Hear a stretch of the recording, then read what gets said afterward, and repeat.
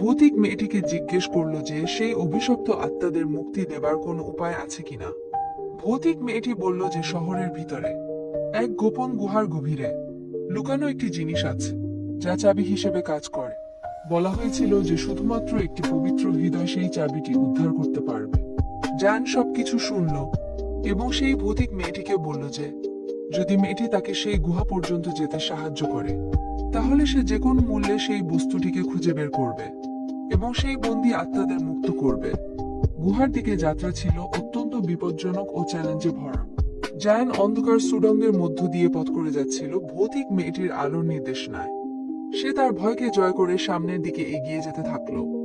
শেষ পর্যন্ত সে একটি গোপন চেম্বারে পৌঁছালো, যেখানে প্রাচীন একটি পাথরের পাদস্থলে একটি ঝলমলে ক্রিস্টাল পাথর সাজানো ছিল। ক্রিস্টালটি তার নিজের আলোতেই ঝলমল করছিল।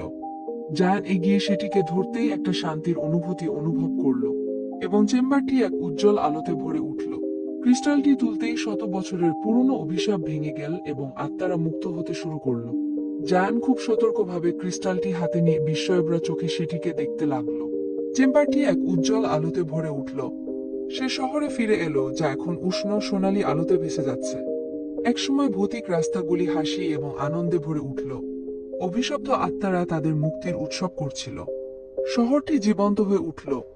এর সৌন্দর্য পুনরুদ্ধার হলো। জায়ান গভীর তৃপ্তি অনুভব করল।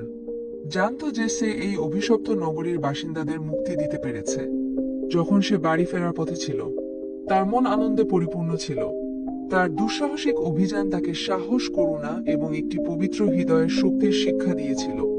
সে জানত যে সে কখনো সেই ভৌতিক শহর এবং যাদের সাহায্য করেছে তাদের ভুলতে পারবে না। বনটিকে আর আগের মতো ভয়ঙ্কর লাগছিল না এবং সবকিছু অনেক উজ্জ্বল লাগছিল। গ্রামে ফিরে জায়ান তার অবিশ্বাস্য গল্প সবার সাথে শেয়ার করল।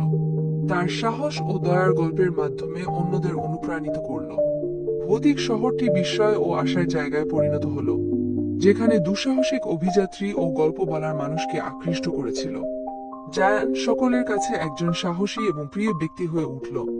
অনেক বছর পরে জায়ান যখন বড় হয়ে গেল, তখন প্রায়ই সেই শহরটি সে দেখতে আসত।